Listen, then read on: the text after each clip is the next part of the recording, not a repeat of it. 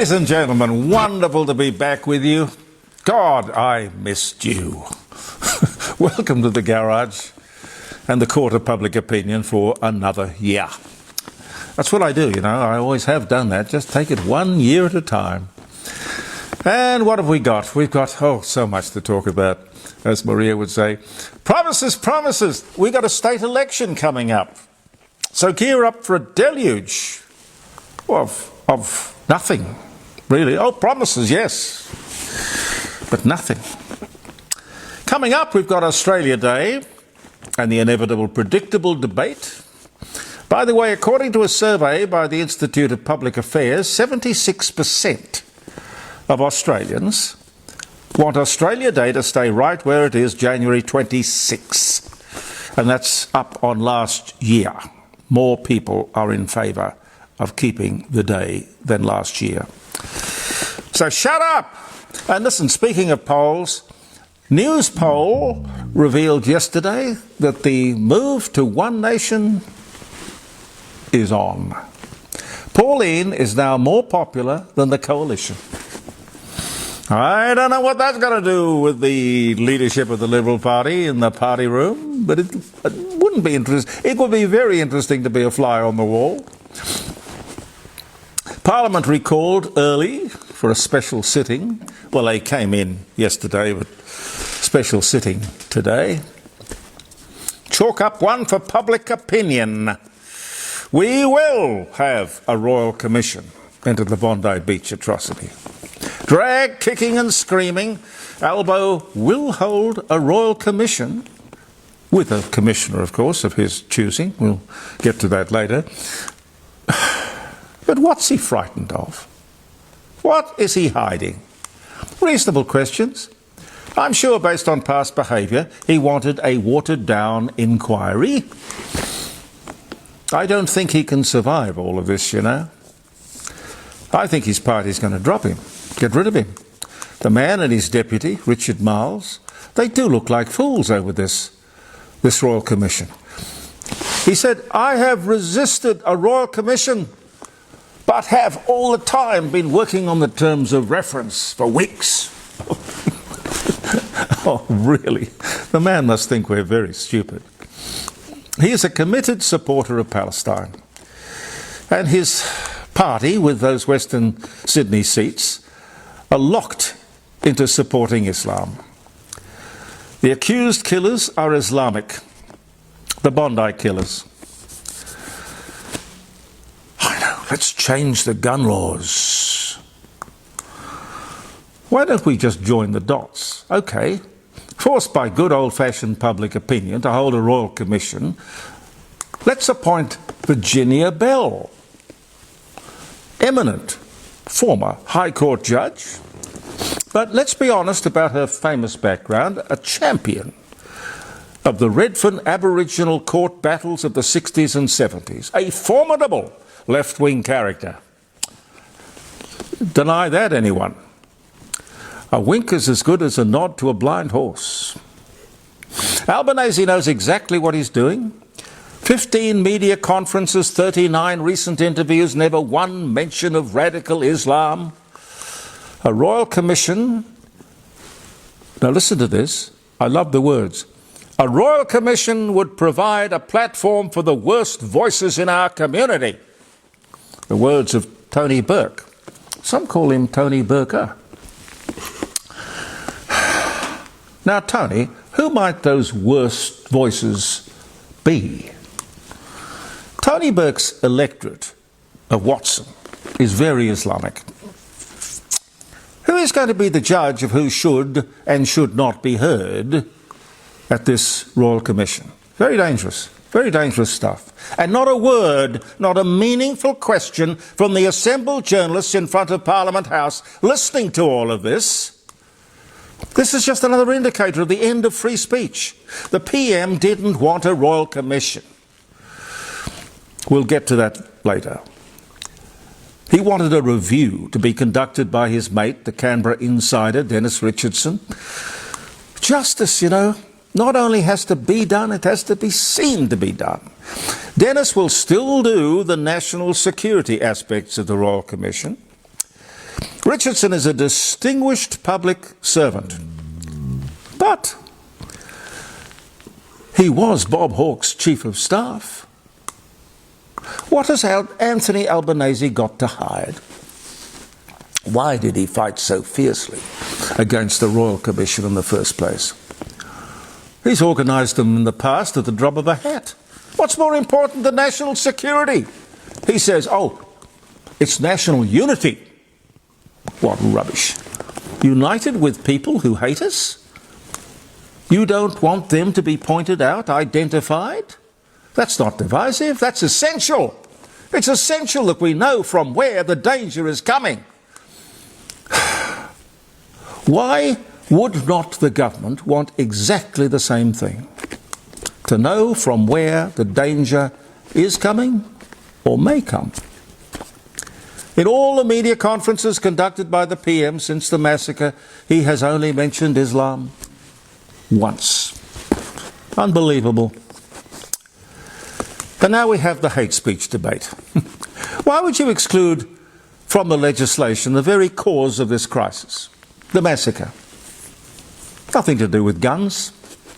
That's a diversion. Religion.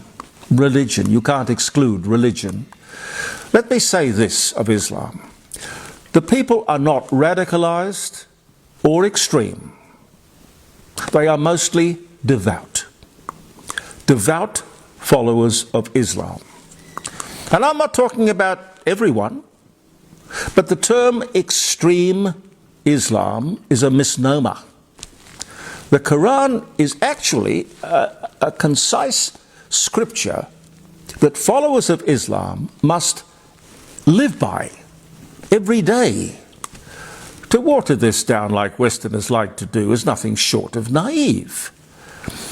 If you do not follow Islam, you are an enemy of Islam. It's there in the book. That is very, very much written within the scripture. The non-followers of Islam are infidels and they must die a violent death. I quote, a violent death, as they are the enemy. It is literally written within the Quran. This is being preached all over the world, including Australia. How can you possibly exclude this from your hate speech legislation? And of course, this stuff doesn't actually get preached in the mosques. It's now done on social media. So people who say Islam is a peaceful, loving, beautiful religion have never actually read the Quran. And quite frankly, they are deluding themselves or choosing to misrepresent the situation for whatever reason. Personally, I believe in freedom. Absolutely. Freedom of religion, freedom of speech, freedom of thought. And really, as long as it doesn't impinge on other people's happiness, freedom of behaviour. However, I will say this. I would prefer a homogeneous society where we all get on. Many Arab countries, including Saudi Arabia, are homogeneous. Japan is homogeneous. Culturally, spiritually, religiously, historically, all kind of in sync. And that, of course, is not multiculturalism, which definitely doesn't work. Look at Lakemba in Sydney or London. Closer to home, free speech under threat in Adelaide as Writers' Week gets cancelled.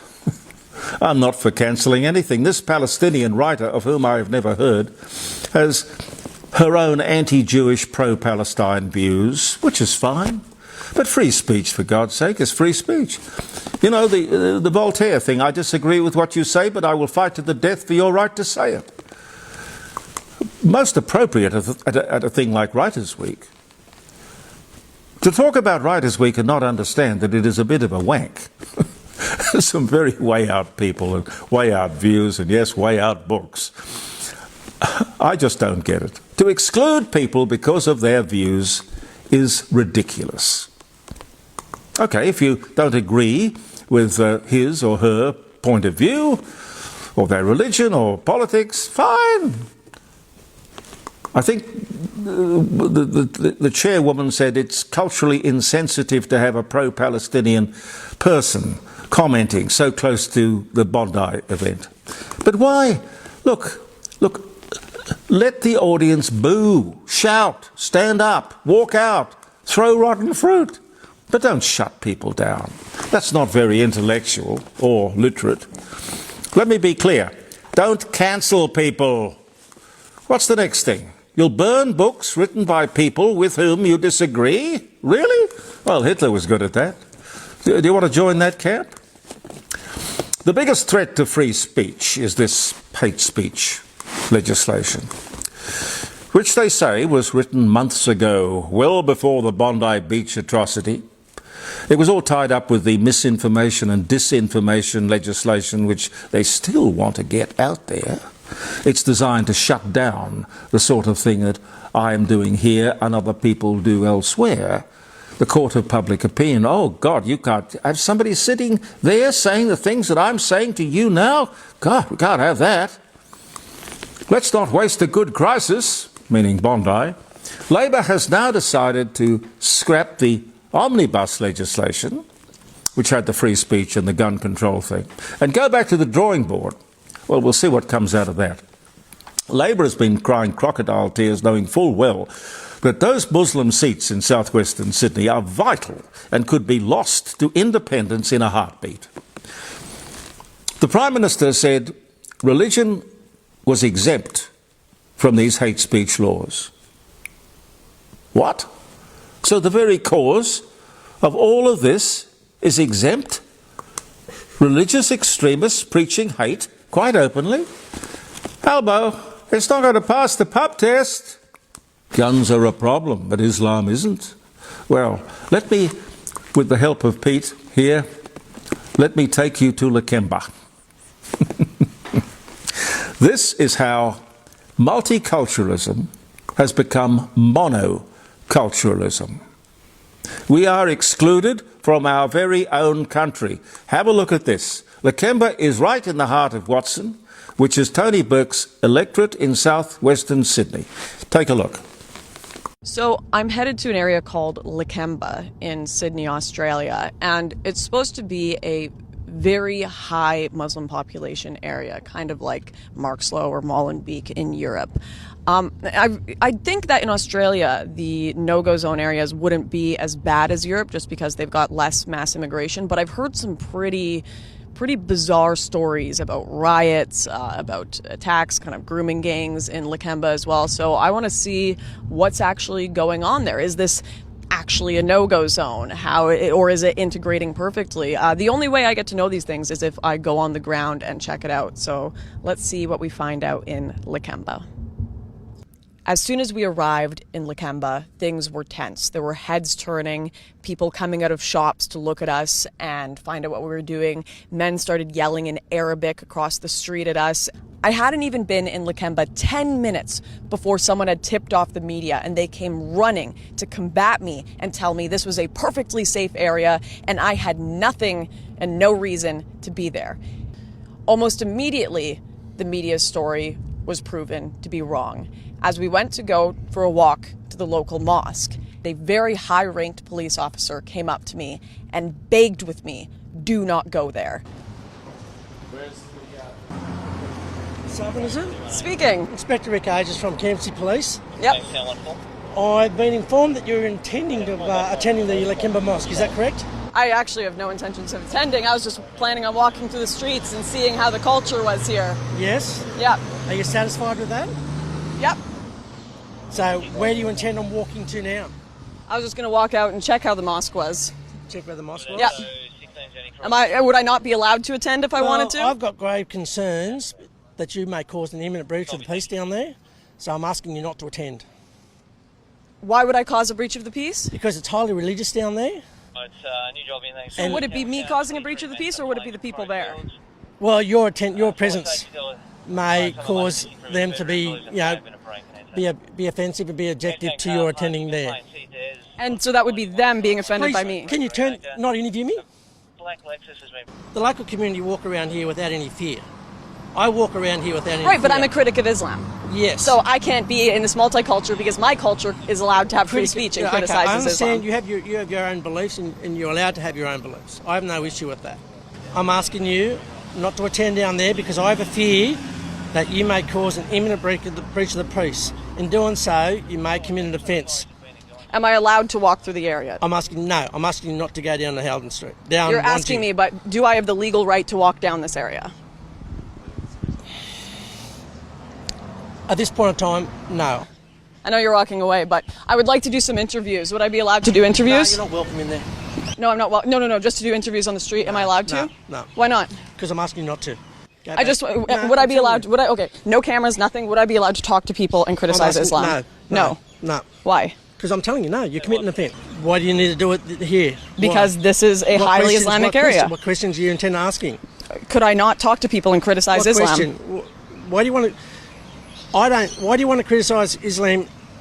Like I said, if you're inside, I have fear that you're going to cause a breach of the peace. No, you fear people will be No, offended no, by me. No, yeah. Yes, thank you. And you're committing a breach of the peace. I've given you that warning. And if you do that, you may be breaking the law. Do you understand that? Yep, I understand it. I perfectly understand. As far as I'm concerned, you have Sharia law here. As far as I'm concerned. Yeah, we'll go to jail if we talk to people. As far as I'm concerned, they have Sharia law here. I was told if I talk to people, even if I put all my cameras away, I can't criticize Islam to people here on a public street in Australia, in Sydney. Don't tell me you don't have no-go zones. Don't tell me this is a multicultural country. Lakemba is a monoculture, and it is one that does not allow critique of Islam. It is one that does not allow free speech because it is conquered land.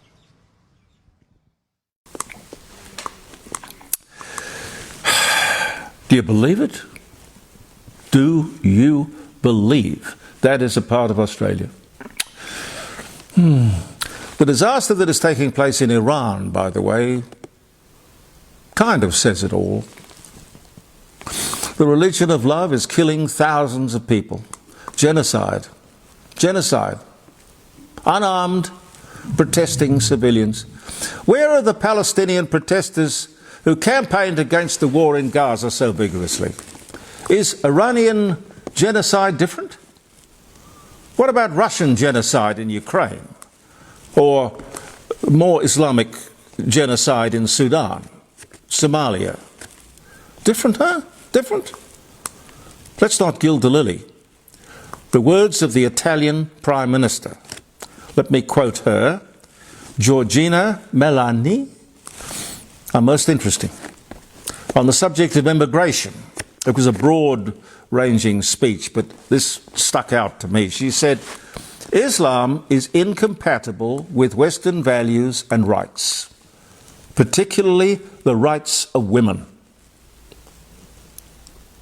Islam is incompatible with Western values and rights. What do you think of that? Call me on Friday. Tell me what you think. I'd be really interested to know. 0491 65 68 60. That's our live streaming show from the dining room table. Pete, am I out of time? It's getting there. Look, it's the first show. The first show. All right. We can go on a bit. Though. Well, okay. But we still have Thursday, so we'll have a look at some of the dates. Happy birthday if you're having a birthday. Happy wedding anniversary. Ah, boy. January the 20th. Jolly, we had a nice holiday. I hope you had a wonderful Christmas and New Year, and we'll get stuck back into it. 1930, on this very day, the first radio broadcast of the Lone Ranger. Tonto and Tonto. Tonto! You know the wonderful story about... The saying is, straight as Tonto's arrow. Oh, yes, no, that wasn't what I meant. No, the Indians were coming over the hill, and there was the Lone Ranger with his mask and his tight thing, and there's Tonto, who's the Indian. And the Lone Ranger says to Tonto, I think we've got a problem. Tonto looks at him and says, what do you mean we, paleface?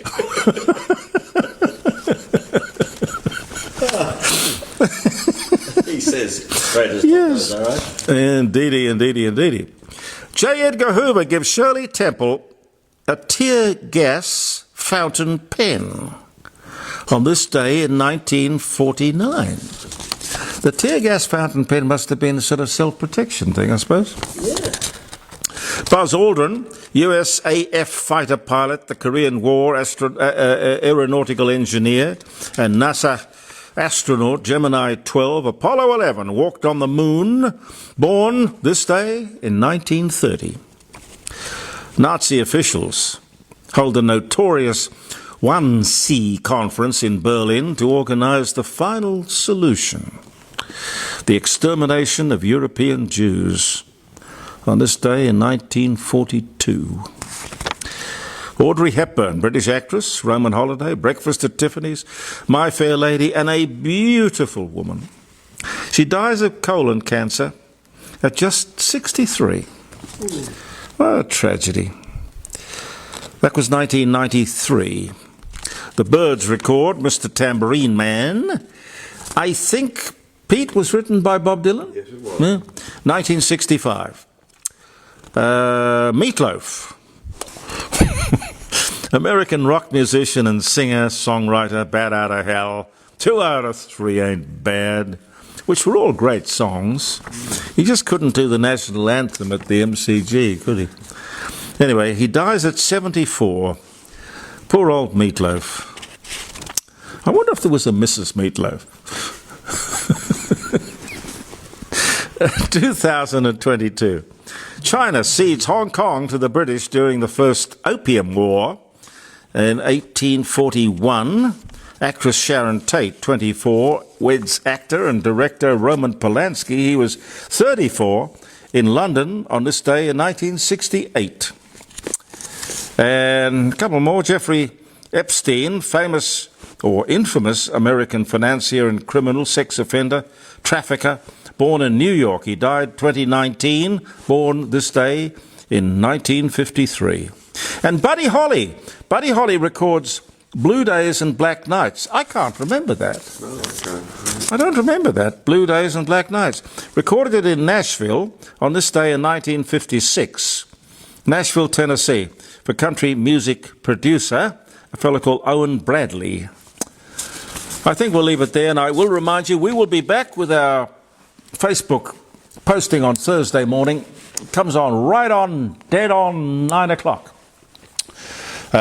With more stuff from the news of the week, or the weekly news, or it's happening so fast. Things are moving very, very quickly. You know, we could almost go back to doing one a day, a show once a day. But anyway, let's stick with Tuesday, today, and Thursday, and of course our live streaming show from around the dining room table. JeremyCordeaux.com with interesting guests. I'll tell you who the lineup is when you join us on Thursday morning. Believe in yourself. I'm Jeremy Cordeaux. Thank you for viewing the Court of Public Opinion.